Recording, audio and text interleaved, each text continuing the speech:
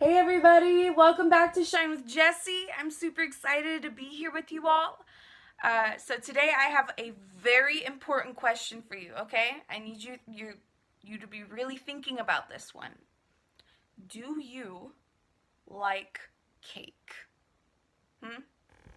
I know I do. I love cake. Birthdays are one of the best days of the year because we get to celebrate that with cake. Cake is amazing, right?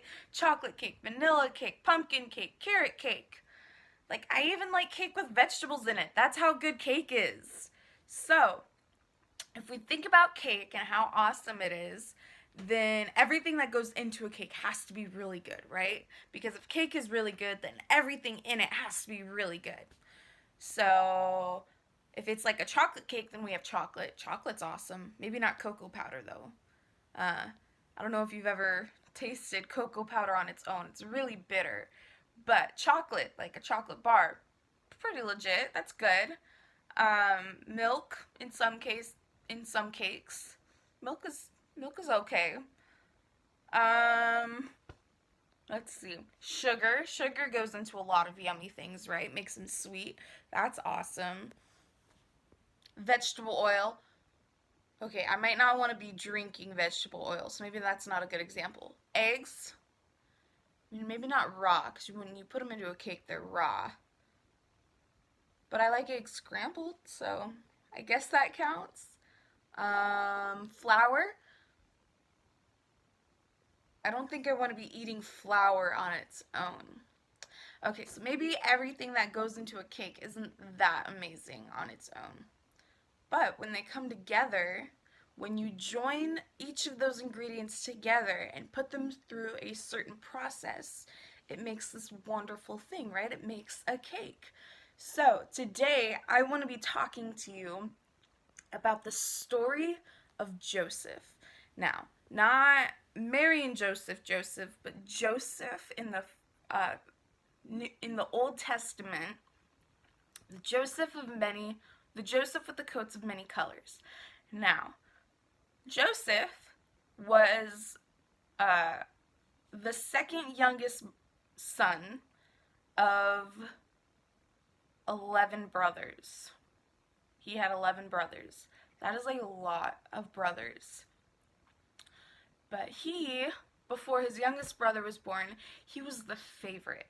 He got all the favor from his dad. He got to kind of like relax when it came to chores.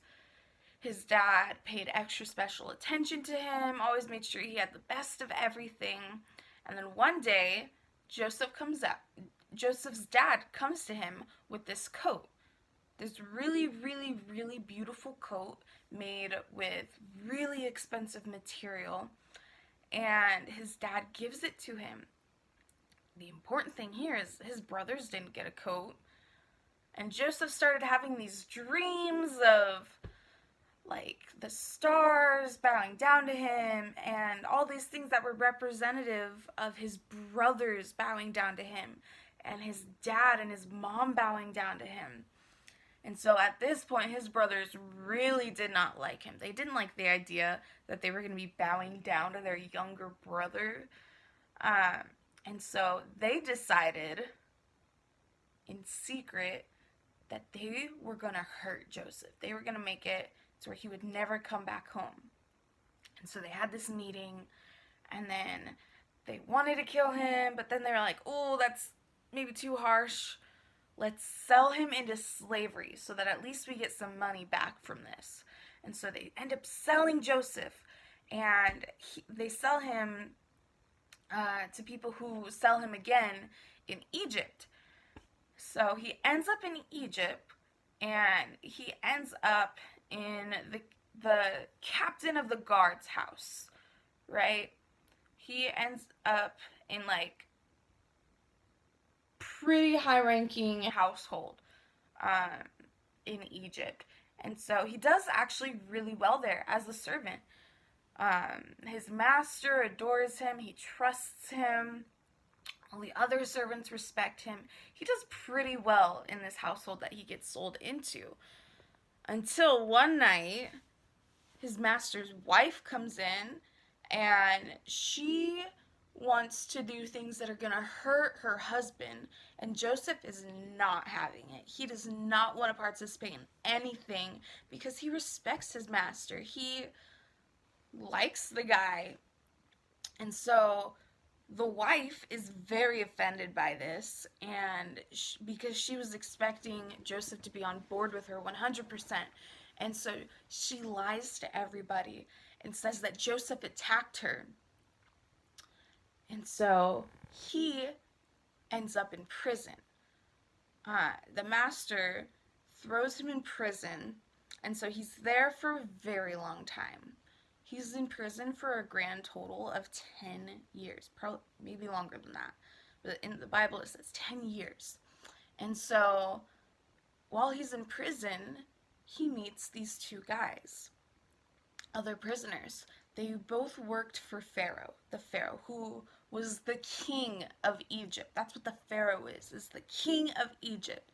And so they end up in prison, and they start having these dreams, and they don't know what it means, and they're talking about it, and they tell Joseph about it because he's there too, and he tells them what they mean.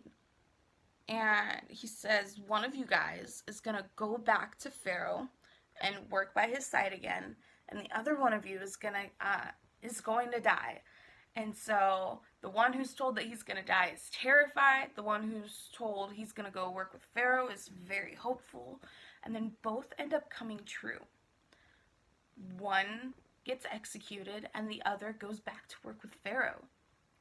And so when the one who goes back to work with Pharaoh leaves, Joseph tells him, hey, don't forget about me. I helped you out by interpreting your dream. Tell Pharaoh about me. Tell somebody about me. Get me out of this prison. And so the guy's like, yeah, I'm definitely going to remember. I got you, bro. We're going to get you out of here.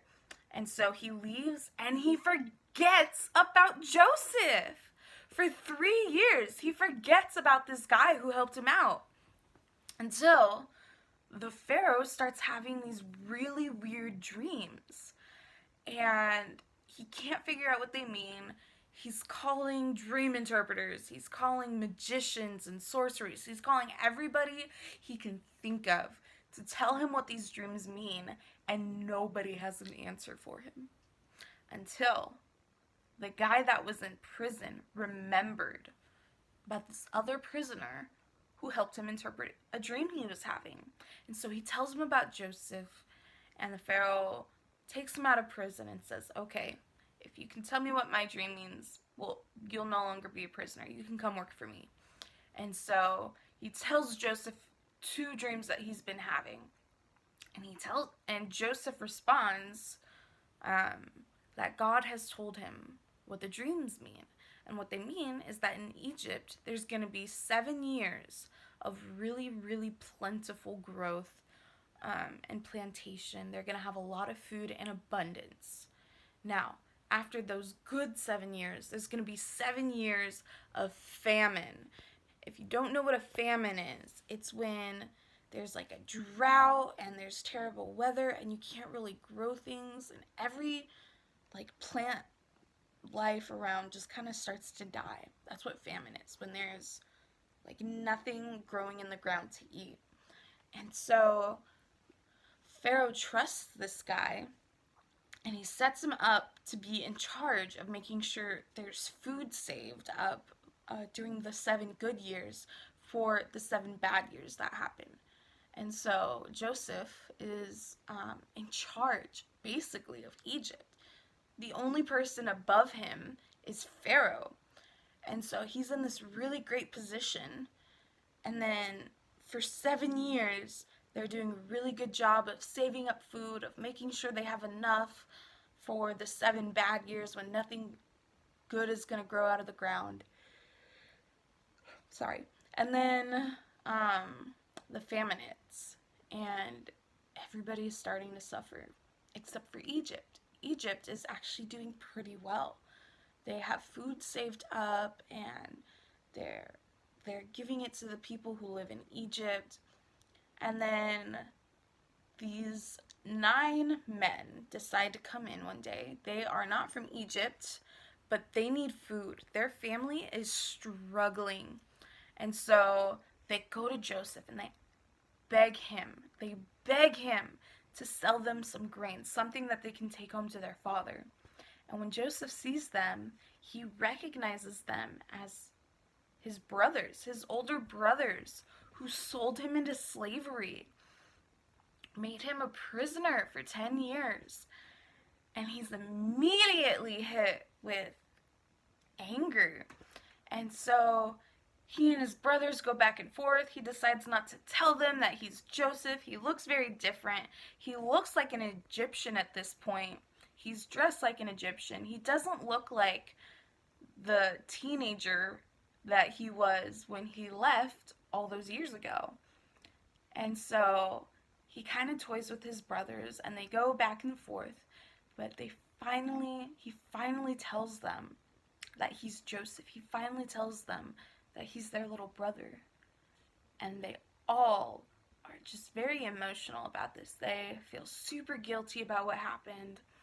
And they decide that instead of hating each other, instead of fighting anymore, they want to be a family again.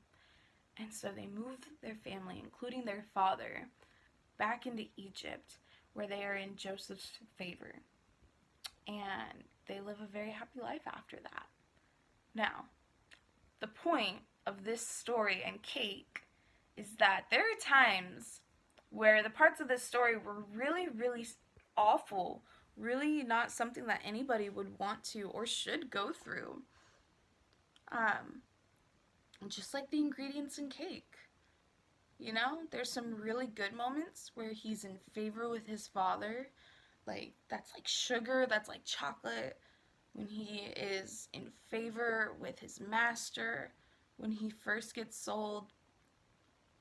And, like, those are the good moments, right? And then there's the really awful ones that probably taste more like flour or vanilla. I don't know if you've ever tasted vanilla. If you've smelled vanilla, it smells amazing. But if you've drinking it, like I have, it's terrible. Don't drink vanilla. It's awful. It's bitter. It's gross. And so there are times like when he was in prison or when he first got sold that were pretty awful, or even when he saw his brothers, that had to be hard.